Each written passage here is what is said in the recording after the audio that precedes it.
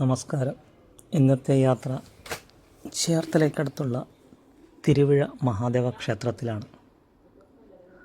ആലപ്പുഴയിൽ നിന്നും ചേർത്തല പോകുന്ന ഹൈവേയിൽ കഞ്ഞിക്കുഴി കഴിഞ്ഞാൽ തിരുവിഴ എത്തുമ്പോൾ ഹൈവേയിൽ നിന്നും സർവീസ് റോഡിൽ കയറി ഓട്ടോ കാസ്റ്റ് എന്ന സ്ഥാപനവും കഴിഞ്ഞ് ഒരു പെട്രോൾ പമ്പ് കാണാം. അതും കഴിഞ്ഞ് ഇടത്തേക്ക് പോകാനുള്ളൊരു വഴിയുണ്ട്.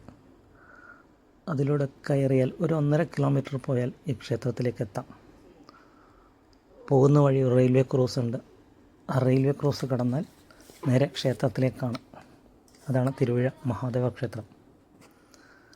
ആ ക്ഷേത്രത്തിലെ പ്രാധാന്യം കൈവിഷദോഷ പരിഹാരത്തിനായി മഹാദേവ ക്ഷേത്രത്തിൽ നിന്നും കിട്ടും മരുന്ന് കഴിച്ചാൽ ദോഷം മാറും എന്നാണ് വിശ്വാസം. 15 വയസ്സ് കഴിഞ്ഞാൽ അല്ലെങ്കിൽ 15 വയസ്സ് കഴിഞ്ഞവർ മാത്രമേ മരുന്ന് കഴിക്കാൻ പാടുള്ളൂ.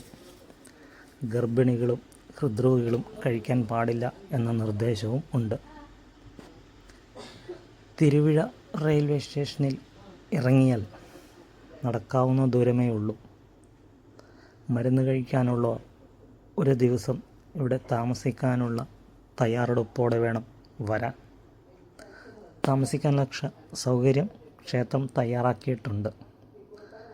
രാത്രി കഴിക്കാനുള്ള ഭക്ഷണം ക്ഷേത്രത്തിൽ നിന്നും തരുന്നതാണ്. പുറത്തു നിന്നും യാതൊന്നും തന്നെ കഴിക്കരുത്. കുടിവെള്ളം പോലും കുടിക്കരുത്. മരുന്ന് സേവിക്കുന്നതിന് മുമ്പ് ഭക്ഷണവും കുടിവെള്ളം പോലും കഴിക്കാൻ പാടില്ല.